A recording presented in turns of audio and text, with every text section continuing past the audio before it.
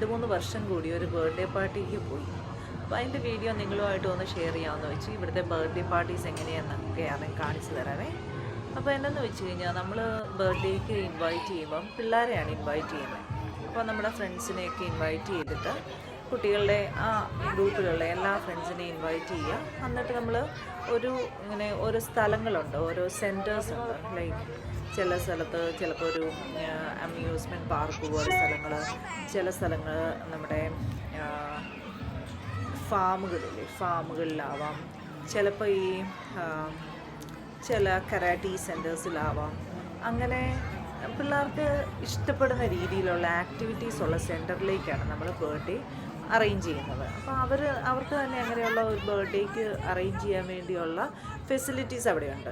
അപ്പോൾ നമ്മൾ അതിന് വേണ്ടി ഇത്രയും പിള്ളേർ 12 പിള്ളേർക്ക് ഇത്ര റേറ്റ് എന്നുള്ള രീതിയിലാണ് അവർ അതിൻ്റെ കോസ്റ്റൊക്കെ പറയുന്നത്. ഇനി നമ്മൾ ഓരോ കുട്ടികളെ അഡീഷണലായിട്ട് ചേർക്കണമെങ്കിൽ ഓരോ കുട്ടികൾക്കുമുള്ള പ്രൈസ് നമ്മൾ അഡീഷണൽ പേ ചെയ്യണം.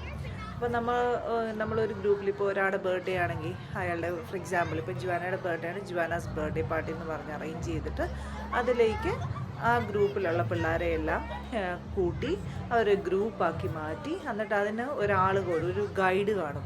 ആ ഗൈഡാണ് നടന്ന് ഈ പിള്ളേരെ ഓരോരോ പ്രോഗ്രാമിന് വേണ്ടി കൊണ്ടുപോകുന്നത്. അപ്പോൾ നമ്മളിപ്പോൾ ഇത് പോയേക്കുന്നത് ജുവാനയുടെ ഫ്രണ്ട്സായിട്ടുള്ള ട്വിൻസ് ഉണ്ടായിരുന്നു, അവരുടെ ബർത്ത്ഡേക്കാണ്. അപ്പോൾ അവരുടെ ബർത്ത്ഡേക്ക് ചെന്നപ്പോൾ നിങ്ങൾക്ക് കാണാൻ പറ്റും ഇതിൻ്റെ അകത്ത് അവരുമുണ്ട്, പിന്നെ ബാക്കി കുട്ടികളുമുണ്ട്.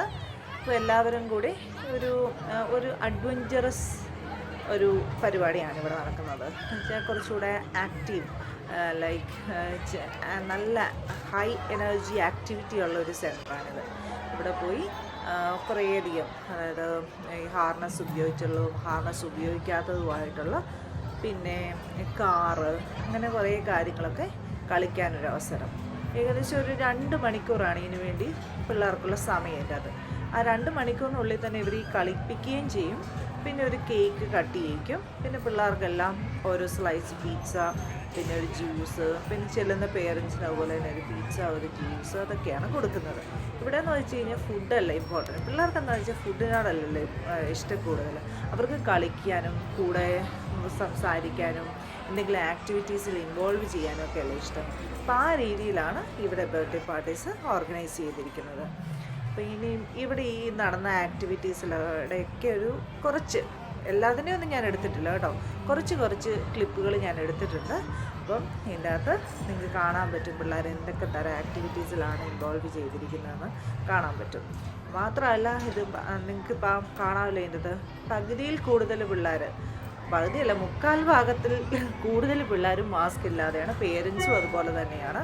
കാരണം ഇവിടെ ജുവാനയുടെ ക്ലാസ് എടുത്ത് നോക്കി ആദ്യമൊക്കെ ഒരു 5-6 പിള്ളേരെ ഉള്ളായിരുന്നു 20 പേര് മാസ്ക് വെക്കാതെ വരുന്നത്. പക്ഷേ ഇപ്പോൾ അതെന്ന് പറയുന്നത് more than half of the പിള്ളേർ മാസ്ക് വെക്കാതെയാണ് വരുന്നതെന്നാണ് ജുവാന പറയുന്നത്. അപ്പോൾ ഓരോ ഫാമിലിനെ ഡിപ്പെൻഡ് ചെയ്തായിരിക്കുന്നത്. അപ്പോൾ ഈ സ്ഥലത്ത് ചെന്നാലും നമുക്ക് കാണാം അവിടുത്തെ ആ കോർഡിനേറ്റേഴ്സോ അവിടുത്തെ ഗൈഡുകളോ അല്ലെങ്കിൽ അവിടുത്തെ ആരും തന്നെ, വലിയവരാരും തന്നെ മാസ്ക് വെച്ചിട്ടില്ല. പക്ഷേ വളരെ കുറച്ച് പിള്ളേർ മാസ്ക് ഉപയോഗിക്കുന്നവരുമുണ്ട്.